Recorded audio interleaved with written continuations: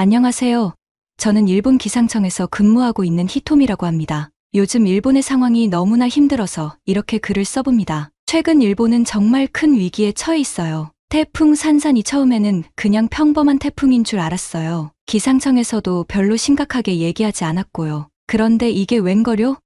갑자기 태풍이 너무 빠르게 커지기 시작한 거예요. 어젯밤에 동료한테 전화가 왔어요. 목소리가 떨리더라고요. 히토미 씨, 큰일 났어요. 산산이 갑자기 엄청나게 강해졌어요. 뜨거운 수증기를 마구 빨아들이면서 몸집을 불리고 있어요. 저도 그 말을 듣고 너무 놀라서 잠을 못 이뤘어요. 창문 밖을 보니까 태풍은 아직 도쿄 쪽으로는 오지도 않았는데 벌써부터 비가 쏟아지고 있으니 마음이 이미 태풍이 휩쓸고 간 것처럼 어지러웠어요. 그래서 바로 컴퓨터를 켜고 태풍 정보를 찾아봤어요. 화면에 보이는 위성 사진을 보고 정말 소름이 돋았습니다. 태풍의 눈이 너무나 선명하게 보이는 거예요. 마치 저를 노려보는 것 같았어요. 기상청 홈페이지에 들어가 봤더니 태풍의 세력이 시시각각 강해지고 있다고 하더라고요. 중심 기압이 계속 낮아지고 있었고 풍속은 점점 높아지고 있었어요. 그런데 더 충격적인 건 태풍의 크기였어요. 평소의 2배는 되는 것 같았거든요. 화면 속 태풍은 마치 거대한 괴물처럼 보였어요. 지난주에 봤던 뉴스가 생각났어요. 기후변화로 인해 태풍의 강도가 점점 세지고 있다는 보도였습니다. 그땐 그냥 흘려들었는데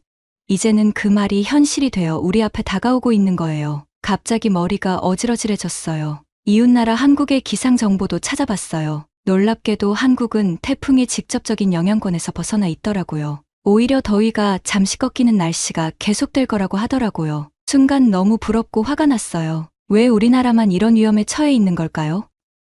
왜 항상 우리나라만 이렇게 고통받아야 하는 걸까요? 매년 반복되는 이 악몽 같은 상황에 정말 지쳤어요. 여러분께는 죄송하지만 한국을 보면서 비교가 되니 더 속상해요. 한국은 마치 태풍이란 게 존재하지 않는 것처럼 평화롭게 살아가잖아요. 우리가 재난 대비에 정신없을 때 여러분은 여유롭게 일상을 즐기고 있다니 정말 부럽고 화가 나요. 사람들의 불만이 폭발 직전이에요. 어떤 분은 우리나라는 지진에 태풍까지 자연재해 총집합이야 라고 불만을 표현해요. 특히 태풍이 올 때마다 일본만 피해를 입고 한국은 무사한 걸 보면 정말 억울하고 분노가 치밀어 올라요. 왜 하필 우리나라만 이런 시련을 겪어야 하는 걸까요? 한 젊은이는 매년 반복되는 재난 속에서 살아가는 게 너무 힘들고 지쳐요 라고 해요. 그러면서 한국을 부러워하더라고요. 여러분은 어떻게 그런 행운을 타고난 걸까요? 하고요. 우리는 태풍이 올 때마다 모든 게 멈추고 피해 복구에 엄청난 시간과 비용이 들어가는데 한국은 그저 선선한 바람이 분다고 하니 말이에요.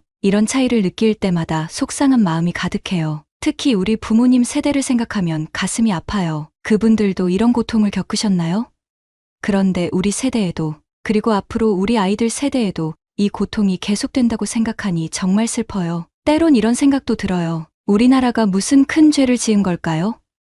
왜 이렇게 벌을 받아야 하는 걸까요? 한국은 대체 뭘 잘해서 저렇게 재난으로부터 자유로운 걸까요? 이런 불만과 의문들이 마음속에서 꿈틀거리는데 태풍은 어김없이 다가오고 있어요. 한숨을 쉬며 다시 일본 기상 정보를 보는데 갑자기 긴급 속보가 떴어요. 기상청에서 태풍 특별 경보를 발령했다는 내용이었어요. 태풍 산산이 예상보다 빠르게 발달하고 있어서 대비가 필요하다는 거였어요. 그제야 정부도 심각성을 인지한 모양이더라고요. TV를 켜보니 긴급 뉴스 속보가 나오고 있었어요. 앵커의 목소리가 평소보다 더 긴장된 것 같았어요. 태풍이 현재 일본 남쪽 해상에서 시속 20km로 북상 중이래요. 그리고 계속해서 세력을 키우고 있대요. 뉴스에서는 계속해서 주의사항을 전하고 있었어요. 야외 활동을 자제하라, 창문을 단단히 고정하라, 비상식량을 준비하라 같은 내용이었죠. 그런데 저는 왠지 모르게 이런 대비로는 부족할 것 같다는 생각이 들었어요. 이번 태풍은 뭔가 달랐거든요. 지난번에 알려드렸던 정부의 비밀이 생각나네요.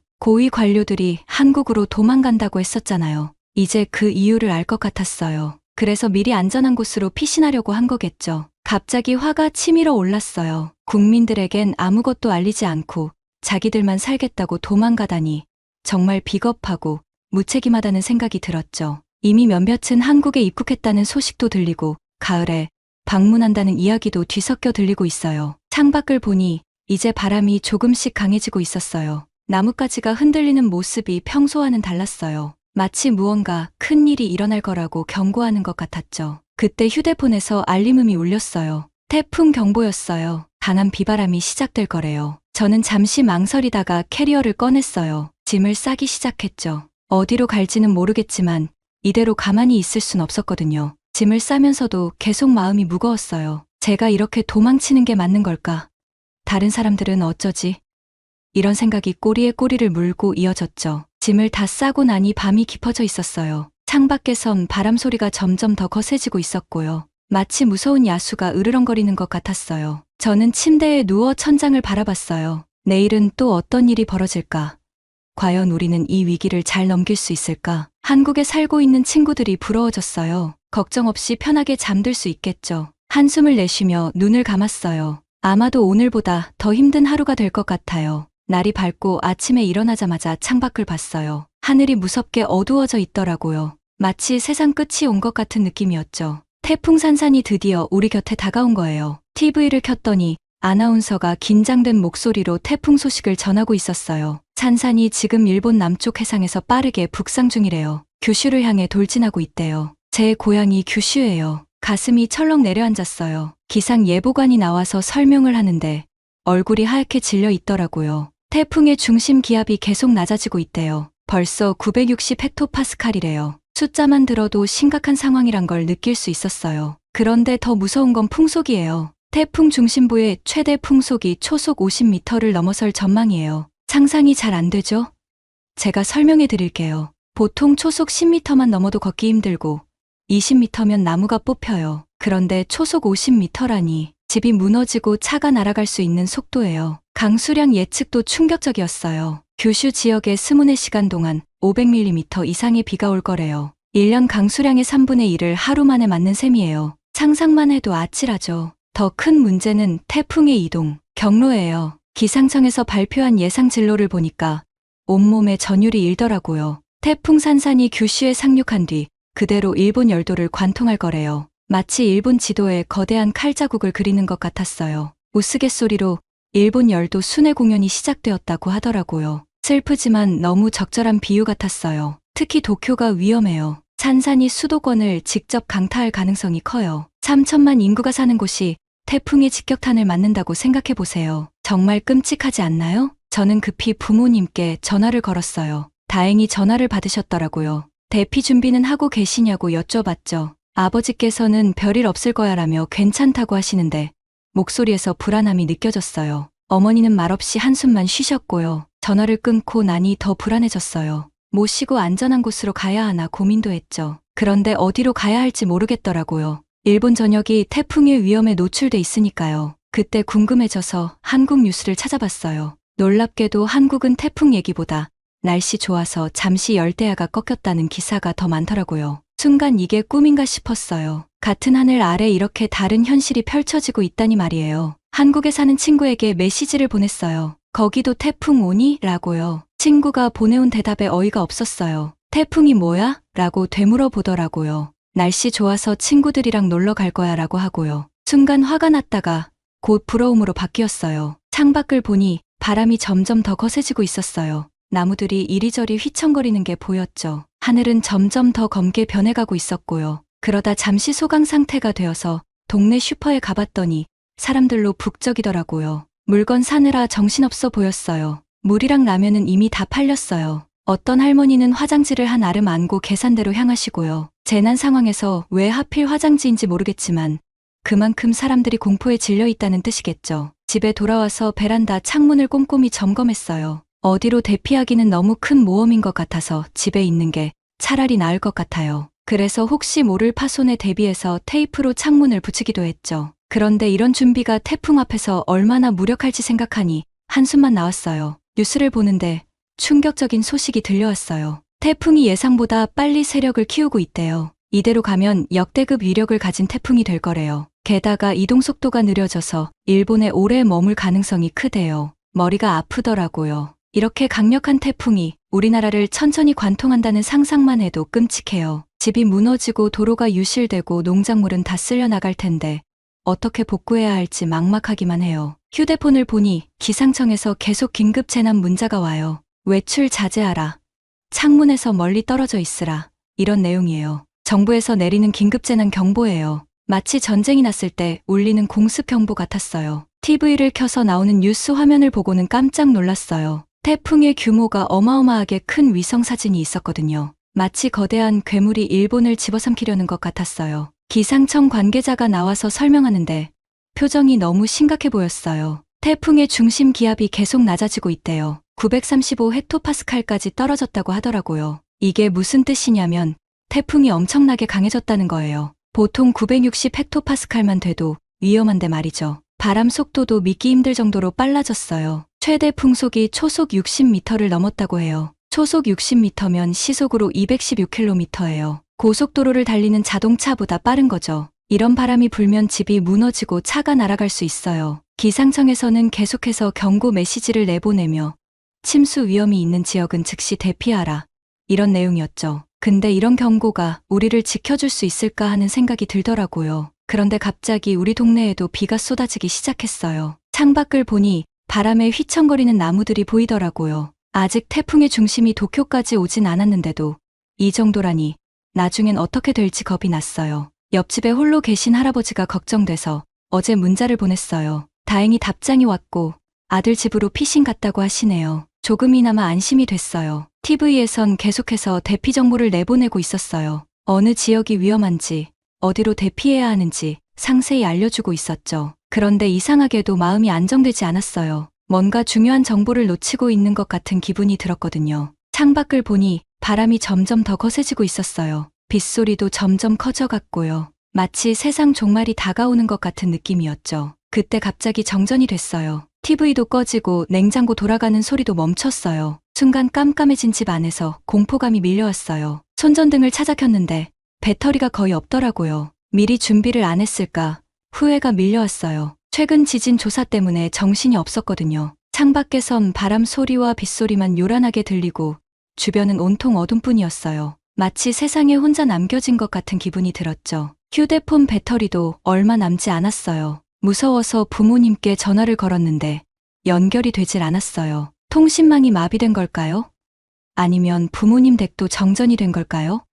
걱정이 되더라고요. 그때 갑자기 크게 쿵 하는 소리가 들렸어요. 무언가 떨어지는 소리 같았어요. 확인하고 싶었지만 밖으로 나갈 수가 없었어요. 비상식량을 꺼내 먹으려는데 갑자기 울컥하더라고요. 이렇게 혼자 어둠 속에서 공포에 떨며 살아남으려고 하는 게 너무 비참하게 느껴졌어요. 왜 하필 우리나라가 이런 재난을 겪어야 하는 걸까요? TV에서는 기자가 현장에서 중계하고 있는데 바람 때문에 서 있기도 힘들어 보여요. 그 모습을 보니 갑자기 가슴이 철렁 내려앉았어요. 뉴스에서 전하는 소식들이 하나같이 끔찍해요. 달리던 트럭이 바람에 넘어졌네요. 상상이 가시나요? 무거운 트럭이 바람에 넘어간다는 말이에요. 마치 영화의 한 장면 같았죠. 그런데 이게 현실이라니 믿기지 않아요. 기상청에서 나온 전문가가 앞으로의 전망을 얘기하는데 듣고 있자니 등골이 오싹해요. 태풍이 일본 열도를 관통하는 건 확실해 보여요. 그 말은 우리가 며칠 동안 계속해서 강풍과 폭우에 시달릴 수 있다는 거예요. 어떻게 버틸 수 있을지 걱정이 돼요. 그리고 더 무서운 건 대규모 정전 가능성이에요. 강풍으로 인해 전선이 끊어지고 변전소가 파손될 수 있대요. 만약 정전이 된다면 우리의 일상은 완전히 마비될 거예요. 열차가 모두 멈췄고 고속도로도 통제됐대요. 공항도 모든 비행기 운항을 중단했고요. 이러다 우리가 고립되는 건 아닐까 걱정이 돼요. 창밖을 보니 바람이 점점 더 거세져 가로수들이 이리저리 휘청거리고 있어요. 간판들도 위험해 보여요. 저게 떨어지면 사람이 다칠 수도 있겠다는 생각이 들었어요. 이 태풍이 지나간 뒤 우리 도시는 어떻게 변해 있을까요? 모든 게 파괴되고 난 뒤의 모습을 상상하니 눈물이 나려고 해요. 이게 정말 단순한 자연재해일까요? 아니면 우리나라가 무언가 잘못해서 받는 벌일까요? 한국은 왜 이런 고통에서 벗어나 있는 걸까요? 이런 생각들이 머릿속을 맴돌아요. SNS를 보니 사람들의 반응도 심각해요. 어떤 분은 이제 시작이다라고 하고 또 어떤 분은 마트에 가니 생필품이 다 동났다고 해요. 이런 글들을 보고 있자니 저도 덩달아 불안해지네요. 특히 눈에 띄는 건 한국행 항공권 예매가 폭증했다는 거예요. 다들 안전한 곳으로 피하고 싶은가 봐요. 저도 솔직히 그 마음 이해가 돼요. 하지만 지금 상황에선 비행기가 뜰 리가 없잖아요. 결국 발이 묶여 더 좌절하는 사람들이 많아 보여요. 이런 상황을 보면서 문득 과거의 태풍들이 떠올랐어요. 2019년에 온 하기비스 태풍 기억나세요? 그때도 엄청난 피해가 있었는데 이번엔 그보다 더 강력하네요. 상상만 해도 끔찍하네요. SNS에서 한 할머니의 글을 봤는데 가슴이 아팠어요. 20년 전 태풍으로 남편을 잃으셨대요. 그때의 기억이 떠올라 잠도 못 주무신다고 하시더라고요. 이런 아픔을 가진 분들이 얼마나 많을까 생각하니 마음이 무거워져요. 한편으론 우리나라가 왜 이렇게 자주 태풍의 길목이 되는 건지 화가 나기도 해요. 매년 반복되는 이 지옥 같은 상황에 지쳐가는 것 같아요. 어떤 분은 국가가 재난에 무능하다며 분통을 터뜨리더라고요. 이해돼요. 규슈 지역에선 이미 피해가 속출하고 있대요. 주택이 무너지고 도로가 유실되고 있다는 소식이 실시간으로 올라오고 있어요. 이런 모습을 보고 있자니 우리 지역은 또 어떻게 될지 겁이 나요. 취업난에 집값 폭등으로 힘든데 이제 자연재해까지 겹치니 앞으로의 삶이 막막하다는 글들이 많아요. 어떤 분은 이러느니 차라리 한국으로 이민 가고 싶다고 하더라고요. 그 말을 보는 순간 저도 모르게 동감했어요. 사람들의 불만이 정부를 향하고 있어요. 매년 반복되는 재난인데 왜 제대로 된 대책은 없냐며 분통을 터뜨리고 있어요. 특히 일부 고위 관료들이 태풍이 오기 전에 한국으로 출국했다는 소문이 돌면서 분위기가 더 악화되고 있어요. 휴대폰 배터리가 얼마 남지 않았는데 충전할 방법이 없어요. 이대로 세상과 단절되는 건 아닐까 하는 생각에 더 불안해져요. 어둠 속에서 빗소리와 바람 소리만 들리니 더 무서워요. 태풍 소식에 정신이 없던 와중에 다른 채널에선 중국 얘기를 하더라고요. 처음엔 별 관심이 없었는데 듣다 보니 우리 상황이랑 비슷한 것 같아 귀가 솔깃해졌어요. 베이징과 텐진에 하루 동안 170mm가 넘는 비가 내렸다고 해요. 도로가 강이 되고 지하철역이 물에 잠겼대요. 우리가 겪고 있는 상황이랑 똑같아 보이더라고요. 그런데 더 놀라운 건 북부 지역 상황이에요. 거긴 또 폭염이 몰아치고 있대요. 충이란 도시는 6일 연속으로 40도가 넘는 기온을 기록했다고 해요. 상상이 가나요? 계란을 길바닥에 깨면 익을 정도래요. 사람들이 밖에 나가지 못하고 집에만 갇혀 있다는 거예요. 중국 남쪽은 홍수로 도시가 물에 잠겼고 반대로 북쪽은 가뭄으로 농작물이 다 말라 죽고 있대요. 한 나라 안에서 이런 일이 동시에 벌어지다니 정말 끔찍하네요. 이런 얘기를 듣다 보니 우리나라 상황이 조금은 나아 보이기도 했어요. 그래도 우린 이렇게 극단적이지 않잖아요. 하지만 곧바로 태풍 생각이 나면서 또 마음이 무거워졌어요. 그러다 중국과 일본 사이에 있는 한국이 다시금 떠오르면서 이런 생각이 들었어요. 우리나라랑 중국이 이렇게 고통받고 있는데 한국만 멀쩡한 게 이상하지 않나요?